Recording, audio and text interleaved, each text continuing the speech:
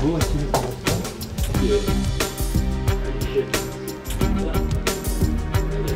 vous les enjeux de mobilité. Moi, je dis aujourd'hui que le défi qui se présente à nous, c'est d'élaborer un traité de convergence sociale et fiscale.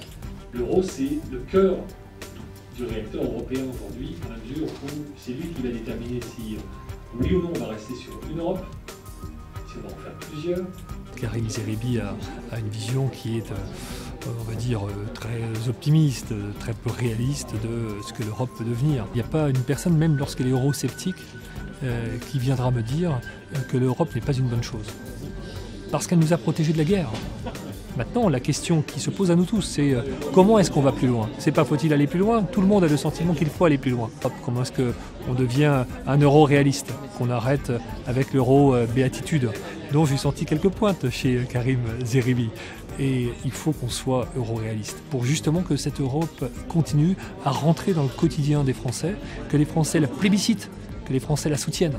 Et qu'en même temps, les Français la critiquent lorsqu'elle mérite d'être critiquée. Comment faire pour éviter la mise en concurrence des travailleurs européens qui créent des discordes entre les pays riches et les pays pauvres de la zone euro? Nous n'avons pas créé l'Europe pour créer de la concurrence entre les pays de l'Union européenne, mais plutôt pour nous renforcer mutuellement les uns les autres.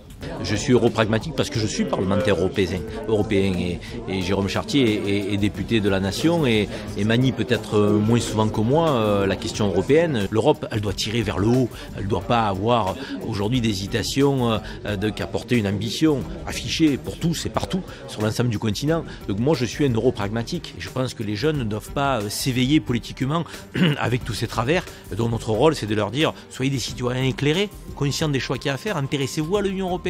Intéressez-vous à l'Europe et ensuite déterminez-vous comme vous le sentirez au moment des échéances, notamment celle de mai qui va être très importante pour l'avenir de l'Union européenne.